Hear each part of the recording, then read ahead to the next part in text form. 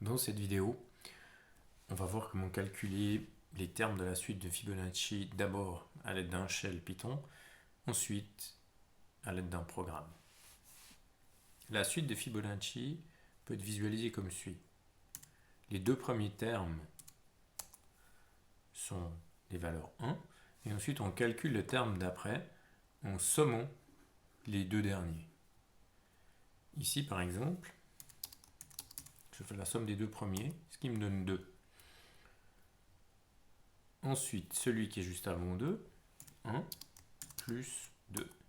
Celui qui est juste avant 3, c'est 2. Donc chaque fois, on prend le terme courant plus l'avant-dernier, ou dans l'ordre dans lequel je l'ai fait, l'avant-dernier plus le dernier, ça nous donne le suivant.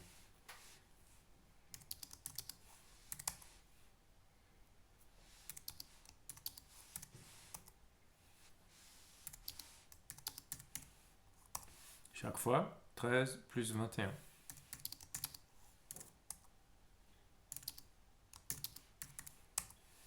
Etc. Donc là, on voit le calcul concret de la suite, du début de la suite de Fibonacci, calcul qu'on pourrait tout à fait faire mentalement. Maintenant, j'aimerais faire un programme qui me permet de calculer ces termes.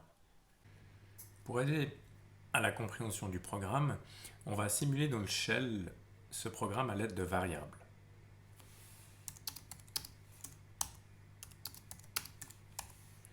Je décide de mettre les deux premiers termes de la suite de Fibonacci dans deux variables, P pour précédent, C pour courant.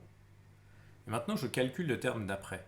Il me faut une variable que j'appelle suivant. J'imagine que mon curseur est situé sur le terme courant. Le terme suivant contient la somme du terme courant et du terme précédent. Et j'aimerais maintenant déplacer le curseur, c'est-à-dire que le terme précédent devienne le terme courant, que le terme courant devienne le terme suivant. Prenne la valeur du terme suivant. Donc je mets la valeur du terme courant dans le terme précédent, je décale d'un cran vers la droite, et je mets la valeur du terme suivant dans le terme courant. Je me suis décalé d'un cran, et je calcule le terme suivant.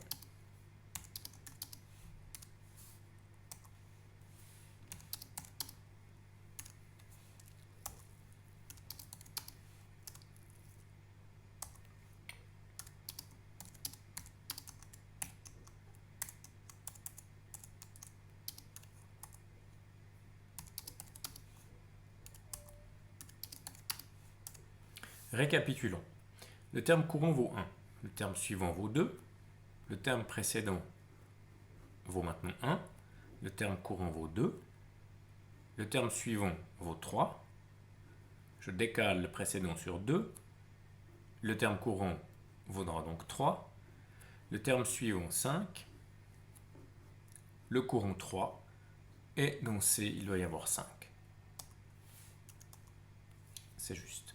On continue à calculer.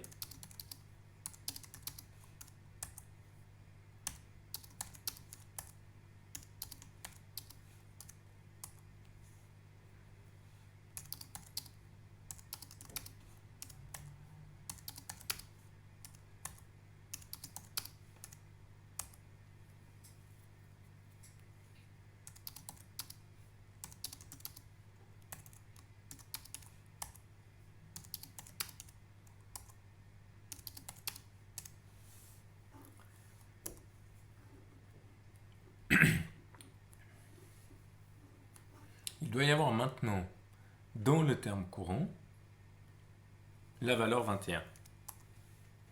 C'est juste. On le voit en faisant les calculs au fur et à mesure, avec la valeur courante, la valeur précédente. Ceci nous donne une idée de la structure de notre boucle. Notre boucle est structurée en 3 instructions. Le contenu de la boucle va contenir 3 instructions. Une instruction de calcul du terme suivant, une instruction de décalage de curseur, c'est-à-dire le terme précédent va pointer sur la valeur du terme courant et le terme courant va pointer sur la valeur du terme suivant. ce qui va permettre le calcul d'après dans la prochaine itération de la boucle. Et bien entendu, ces deux instructions-là, P égale 1, C égale 1, doivent être définies à l'extérieur de la boucle. Écrivons maintenant une boucle qui permet de calculer les 20 premiers termes de la suite de Fibonacci dans un fichier qui est enregistré sur le disque.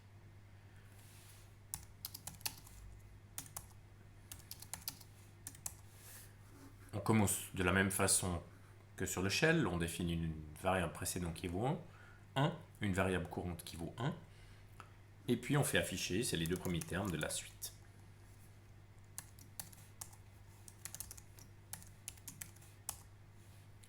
Ensuite de quoi, je veux 20 termes. Donc je fais une boucle qui travaille sur 18 termes, qui va faire 18 itérations, qui va me calculer 18 nouvelles valeurs de la suite de Fibonacci. La première chose à faire, c'est calculer la valeur suivante, c'est précédent plus courant, et faire afficher cette valeur. Ensuite, on doit décaler les curseurs.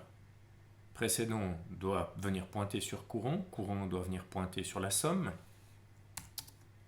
Donc je mets la valeur courante dans la variable précédent et je mets la valeur suivante dans la variable courante. Si je fais tourner ça, bien je vais voir s'afficher les 20 premiers termes de la suite de Fibonacci. Tout d'abord enregistrer, ensuite faire apparaître un shell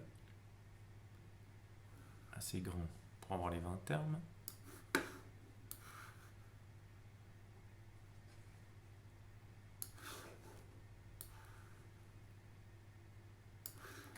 Maintenant faire exécuter mon programme. 2, 4, 6, 8, 10, 12, 14, 16, 18, 20 termes.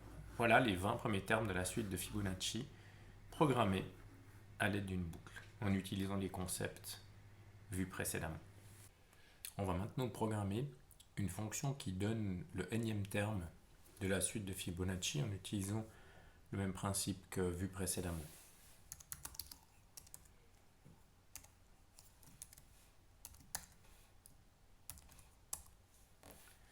Les deux premiers termes étant 1, on peut directement renvoyer cette valeur si n vaut 1 ou 2.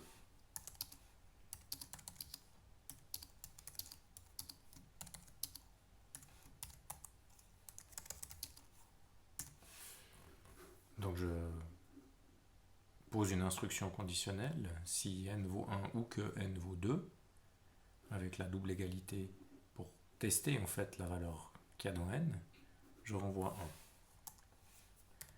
Si ce n'est pas le cas, else, je peux définir le terme précédent, le terme courant, qui valent les deux 1, et calculer le suivant, éventuellement les autres si nécessaire. Maintenant, de combien de calculs j'ai besoin? Pour le troisième terme, il me faut un calcul, vu que les deux premiers sont déjà là. Pour le quatrième terme, 2 calculs, et ainsi de suite. Donc j'ai besoin de 2 calculs de moins que le nombre donné en paramètres.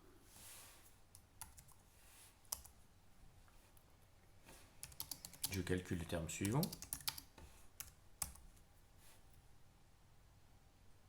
Et je permute.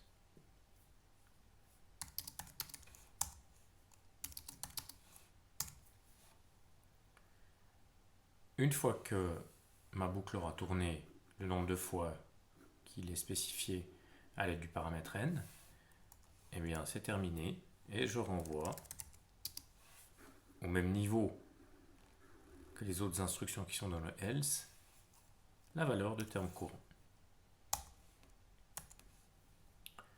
Je vais écrire une ligne d'instruction pour tester ma suite de Fibonacci. Disons ma fonction qui renvoie le énième terme de la suite de Fibonacci. Et je vais demander les 20 premiers termes. Alors pour ça, je dois aller de 1 à 21, vu que le dernier n'est pas compris lorsque je fais calculer la fonction range, eh bien le dernier nombre qui est ici n'est pas compris, donc je vais jusqu'à 21 non compris, c'est-à-dire 20.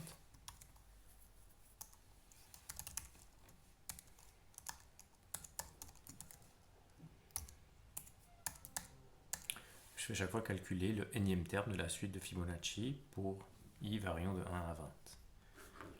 J'enregistre ça et puis je prépare mon shell pour voir ce qui va se passer.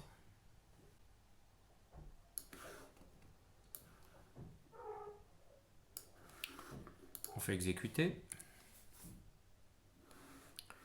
1, 2, 4, 6, 8, 10, 12, 14, 16, 18, 20 premiers termes de la suite de Fibonacci.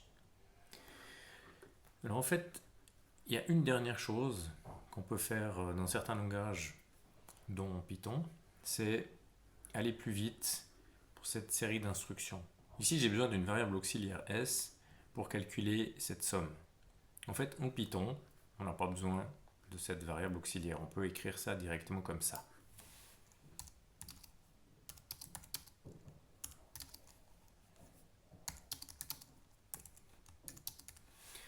On peut attribuer au couple, au tuple en fait, à la paire PC, paire ordonnée, la paire CP plus C.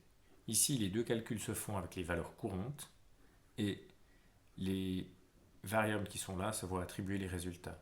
Donc je mets C dans P et P plus C dans C. Donc la variable en fait intermédiaire S n'est pas vraiment nécessaire, du moins dans un langage comme Python qui permet l'allocation multiple comme ceci. Vérifions. De 1 à 6765. Ok, on voit que ça marche.